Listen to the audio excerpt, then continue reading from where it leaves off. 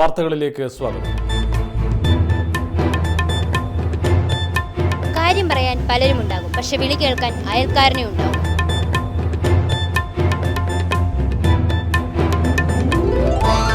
വാർത്തകൾ നിലയ്ക്കുന്നില്ല. വാർത്തകൾ സൃഷ്ടിക്കപ്പെടുകയോ വളച്ചൊടിക്കുകയോ ചെയ്യുന്നില്ല. സത്യം പറയുക മാത്രമാണ് ചെയ്യുന്നത്.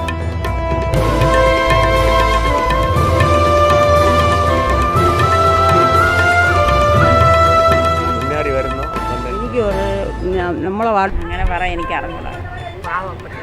നമ്മുടെയൊക്കെ കാര്യം ആര് പറയാനാ? അവരെക്കാളും വലിയ പണക്കാരായി. ഞങ്ങൾക്കും ചിലത് പറയാനുണ്ട്. നിങ്ങൾക്ക് പറയാനുള്ളതും അറിയാനുള്ളതും